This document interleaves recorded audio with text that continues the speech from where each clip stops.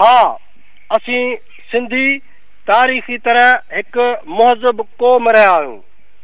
असां इंसानी तहज़ीब, कल्चर, सकाफ़त, मज़हब ऐं ॾाह जा बुनियाद दुनिया खे फ़राहम कया आहिनि।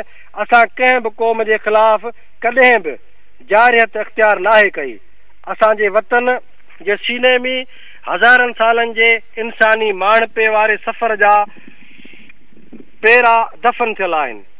असां सिंधी ख़ुदा जो तस्वुर फ़लसफ़े जा मालिक ऐं ख़ालिक रहिया आहियूं। सभ खां पहिरें ख़ुदा ब्रह्मा जो तस्वुर असां सिंधियुनि इंसान ज़ात जे अॻियां आंदो।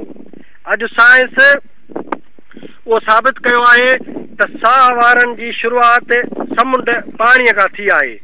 पर असांजे अबनि ॾाॾनि बुज़ुर्गनि फ़लसफ़ियुनि महायोगियुनि अॼु खां लखे साल अॻे पंहिंजे तस्वुर काइनात जो नज़रियो फ़लसफ़ो ॾींदे उहो वाज़े चयो आहे त हर साह वारे जी इब्तिदा पाणीअ यानी समुंड खां थी आहे। उहो असांजे शऊर, इदराक, बसीरत जो सबूत आहे। असांजी धरती शिव महराज जे तस्वुर जी जनम भूमि आहे, जेको असां सिंधियुनि जो ॾाहो फ़लसफ़ी ख़ुदा ऐं ॾात धणी आहे, जंहिं जहालत जे अंधेरनि खे चीरे उन मंझां रोशनी, अकुल, फ़हम ऐं इदराक जा दीप जलाए इंसान ज़ात खे रोशन राह ते आंदो। तारीख़ साबित कयो आहे त असांजे सरज़मीन सिंध इंसानी इतिहाद, एके, तरक़ी, तहज़ीब, माणपे जी माउ रही आहे।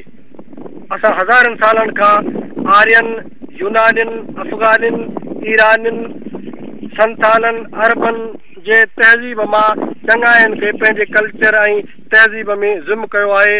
हिन धरतीअ जे रंग में हज़ारे कल्चर समायल आहिनि।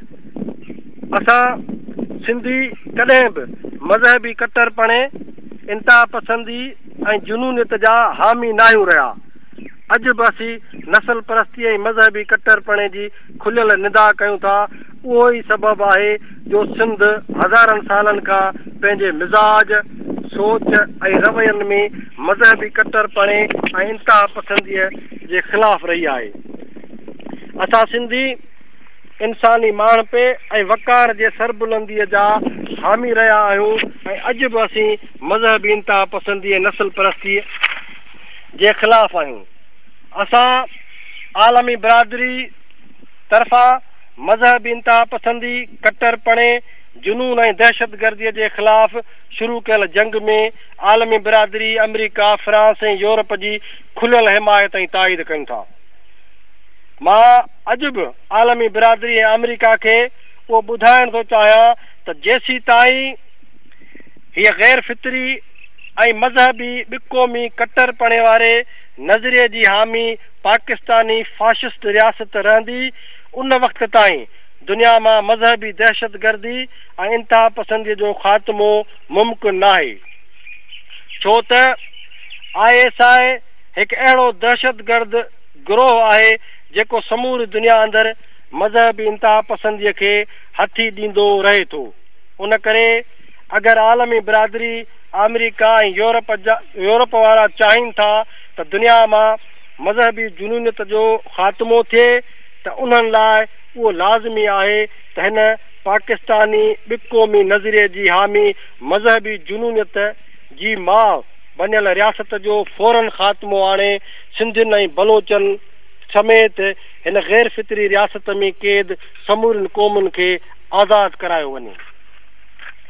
आख़िर में मां सिंध जे समूरनि सियासी क़ौमपरस्त पार्टियुनि जे अॻुवाणनि ऐं कारकुननि खे अपील कंदुसि त अचो क़ौमी आज़ादीअ जे लाइ क़ौमी मज़ाहमत वारे नुक़्ते ते इतफ़ाक़ कंदे इतिहाद कयूं।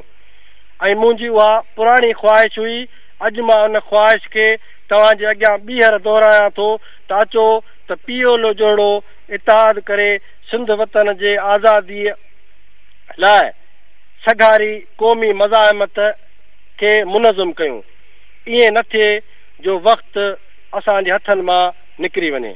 आख़िर में ऐं शहीद मुज़फ़र भुट्टो जे चालीहे में शिरकत कंदड़ हर हिकु क़ौम परस्त अॻुवाण दानिश्वर सहाफ़ी ऐं समूरनि क़ौमी कारकुननि ऐं बाशऊर सिंधियुनि जो थोराइतो आहियां। भिटाई साईं चयो आहे त सोभूं सिर घुरनि सिरड़ीअ सोभ न सपिजे। तव्हांजो पंहिंजो शफ़ी मोहम्मद बुरफ़त, चेयरमैन GA सिंध मुतहदा महाव।